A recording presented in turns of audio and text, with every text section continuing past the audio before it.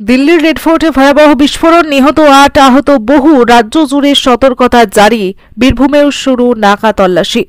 আজ সন্ধ্যা ৬টার কিছু পরে দিল্লির হৃদয়স্থলে ঘটে গেল এক ভয়াবহ বিস্ফোরণ। ঐতিহাসিক রেড ফোর্ট মেট্রো স্টেশনের বাইরে আচমকা একটি গাড়িতে প্রবল শব্দে বিস্ফোরণ হয়।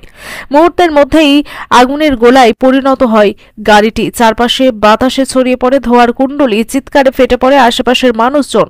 প্রত্যক্ষদর্শীরা জানিয়েছেন গাড়িটি কয়েক মিনিট ধরে রাস্তায় দাঁড়িয়েছিল। হঠাৎই প্রবল শব্দে বিস্ফোরণ ঘটে। বিস্ফোরণের অভিঘাতে আশেপাশের দোকানের কাঁচ ভেঙে যায়, কয়েকটি মোটর বাইক উল্টে পড়ে এবং এলাকায় ছড়িয়ে পড়ে তীব্র আতঙ্ক। দমকল ও দিল্লি পুলিশের একাধিক দল দ্রুত ঘটনাস্থলে পৌঁছে আগুন নেভানোর কাজ শুরু করে। আশপাশের এলাকা সম্পূর্ণ ঘিরে ফেলে দিল্লি পুলিশ ও বোম স্কোয়াড।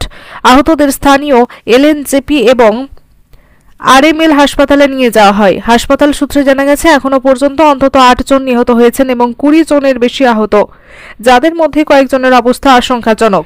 ঘটনাস্থল থেকে ছড়িয়ে থাকা গাড়ির টুকরো, পোড়া লোহার অংশ, রক্তের দাগ সংগ্রহ করে ফরেনসিক টিম তদন্তে নেমেছে। পুলিশের প্রাথমিক অনুমান, গাড়িটিতে অত্যাধুনিক বিস্ফোরক ব্যবহার করা হয়েছিল। এটি শুধুমাত্র দুর্ঘটনা নয়, পরিকল্পিত হামলা বলে ধারণা করছেন তদন্তকারীরা। দিল্লির মুখ্যমন্ত্রী ও কেন্দ্রীয় স্বরাষ্ট্রমন্ত্রী ঘটনাটি নিয়ে উদ্বেগ প্রকাশ করেছেন। প্রধানমন্ত্রীও শোক বার্তা জানিয়েছেন এবং দ্রুত তদন্তের নির্দেশ দিয়েছেন। গোটা রাজধানী জুড়ে উচ্চ সতর্কতা জারি করা হয়েছে। রেলওয়ে স্টেশন, বিমানবন্দর ও মেট্রো স্টেশনগুলিতে তল্লাশি বাড়ানো হয়েছে। রেড ফোর্টের আশেপাশে যান চলাচল বন্ধ করে দেওয়া হয়েছে এবং সাধারণ মানুষকে ওই এলাকায় এড়িয়ে চলার পরামর্শ দিয়েছে প্রশাসন। দিল্লির এই বিস্ফোরণের পর পশ্চিমবঙ্গ রাজ্যেও শুরু হয়েছে কড়া নিরাপত্তা ব্যবস্থা। রাজ্যের সমস্ত জেলার পুলিশ প্রশাসনকে সতর্ক থাকতে নির্দেশ দেওয়া হয়েছে। বীরভূম জেলা পুলিশও ইতিমধ্যেই সক্রিয় ভূমিকা নিয়েছে। জেলার বিভিন্ন প্রবেশপথে চলছে নাকা তল্লাশি। বিশেষ করে রাজনগর, সিউড়ি এবং দুবরাজপুরের বিভিন্ন গুরুত্বপূর্ণ মোড়ে পুলিশ বাড়িয়েছে চেকিং।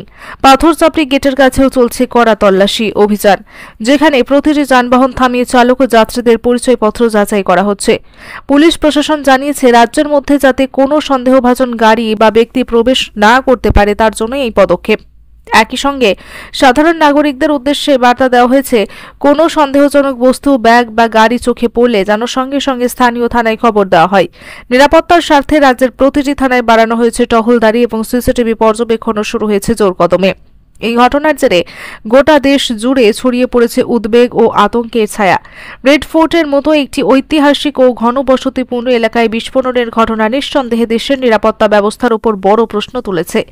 তদন্তকারী সংস্থা এখন প্রতিটি দিক খতিয়ে দেখছে। গাড়িটি কোথা থেকে এলো, কাদের হাতে ছিল এবং বিস্ফোরণের পিছনে কোনো সংগঠিত জঙ্গি গোষ্ঠীর যোগ রয়েছে কিনা। দেশ জুড়ে গোয়েন্দা সংস্থাগুলিকে সর্বোচ্চ সতর্ক থাকতে বলা হয়েছে।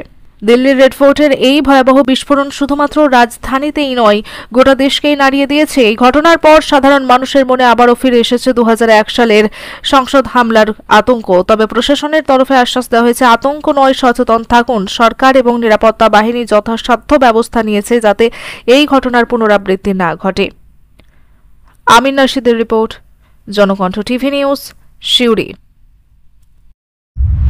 আপনার জেলার সর্বপ্রথম খবর পেতে জনকণ্ঠ টিভি নিউজের ফেসবুক পেজটির ফলো বাটনে ক্লিক করুন এবং ইউটিউব চ্যানেলটি সাবস্ক্রাইব করুন।